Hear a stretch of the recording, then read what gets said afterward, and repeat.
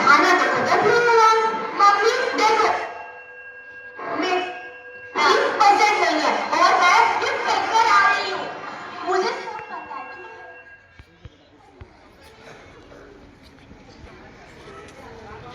देखो ये पालक की सब्जी किसी को तो मेरे को भी पसंद ही नहीं।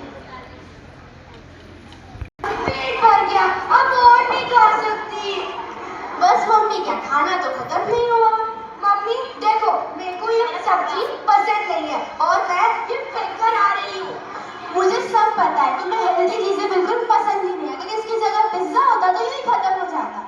मम्मी ऐसा बिल्कुल नहीं है। देखो ये पालक की सब्जी किसी को भी नहीं पसंद है तो मेरे को भी पसंद ही नहीं। अब सब पसंद आएगी अगर तुम एक कहानी सुनोगे। कौन सी कहानी मम्मी? बोलो ना जल्दी, बोलो ना। ये कहानी है एक किसान की जो अपने गांव में अपने परिवार के साथ रहता था, लेकिन बहुत उदास रहता था। तो एक दिन उसकी पत्नी ने उससे पूछा कि मैं कई दिनों से देख रही हूँ आप बहुत उदास रहते हैं। वो क्या है ना, इस साल बड़ी फसल कम हुई क्योंकि थोड़ी बारिश कम हुई है। हाँ पिताजी, मैं भी देख रही हूँ कई दिनों से आप बहुत उदास रहते हैं और तो और खेत से देरी से आते हैं। इसीलिए देरी होती है। तुम पढ़ो, आपने स्कूल के तो पैसे ही नहीं भरे और तो और चिक्की दीदी ने हमें उनकी पुरानी किताबें भी नहीं दी। अच्छा बच्चों, बहुत रात हो गई है, चल जाओ सोने जाओ। अच्छा जी, आप मुझसे कुछ छुपा तो नहीं ना रहे? विश्वास नहीं? चलो सोते हैं। अगले दिन।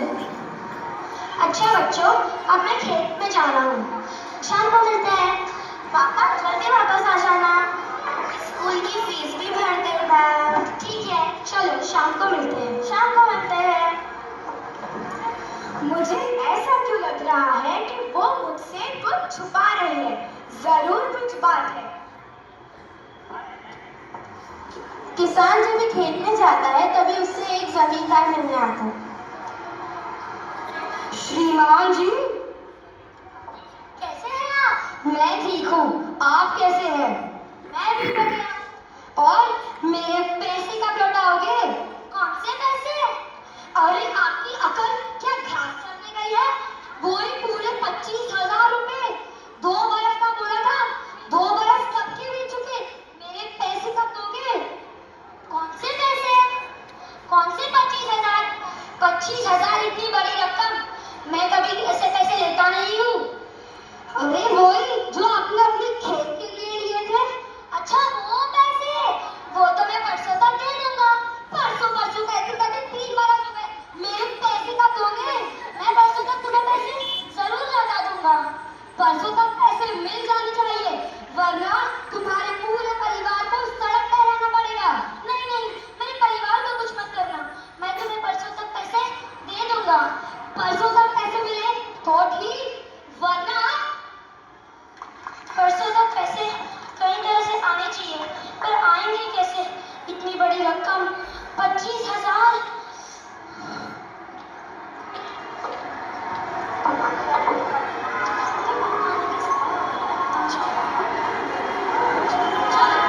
मैं तुम्हारे लिए कुछ लाया हूँ।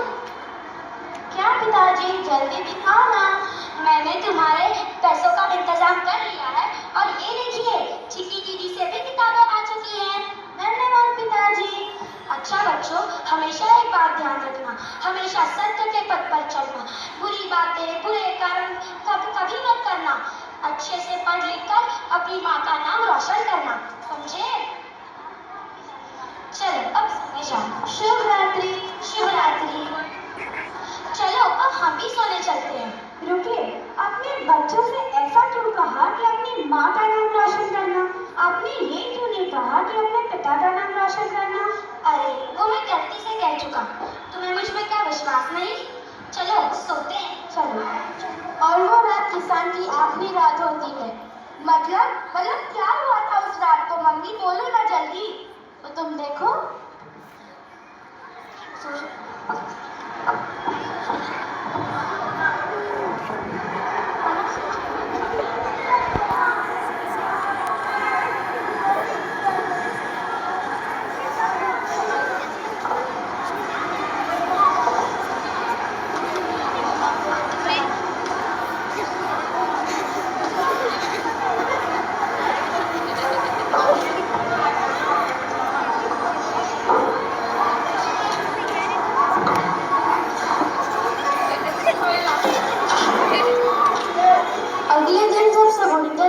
शायद लगता है।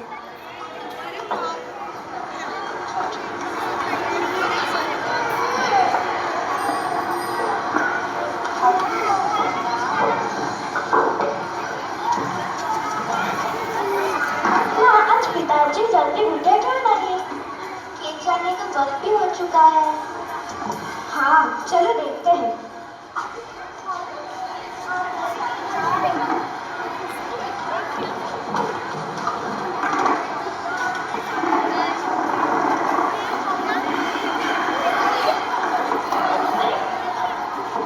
अरे पिताजी कहाँ गए माँ? पता नहीं, उन्हें तो अभी यही होना चाहिए। चिट्ठी मिली है, पढ़ो तो जरा। बच्चों, मुझे माफ कर देना कि मैं तुम्हारा अच्छा पिता और तुम्हारी माँ का अच्छा पति नहीं बन पाया। तुम्हारी जिंदगी की गाड़ी में जो 4 पहिए लगे थे, उनमें से एक पहिया मैंने तोड़ दिया, पर वो मैंने जानबूझ के नहीं किया। वो पहिया तोड़ने का कारण और मेरा इस जिंदगी से चले जाने का कारण मैं तुम्हें बताना नहीं चाहती। बस इतना कहूँगा, कुछ दिन बाद मीनाक्षी दीदी आएगी और अपना घर कब्जे में ले लेगी। तब तुम चिंता मत करना। अलमारी के तकिए के नीचे कुछ 300-400 रुपए रखे हैं और हमारे गांव में एक छोटी सी कुटिया में तुम अपना बाकी का जीवन गुजारना। वहाँ के सरकारी विद्यालय में विद्या प्राप्त कर आगे पढ़ना और शिक्षित बनना। मुझे बस खेद इस बात का है कि मैं तुम्हें यशस्वी होते हुए देख नहीं पाऊंगा। बच्चों, मुझे माफ करना, मैं तुम्हारा अच्छा पिता नहीं बन पाया और तुम्हारी माँ का अच्छा पति। हमेशा अपने माँ का ख्याल रखना। अलविदा।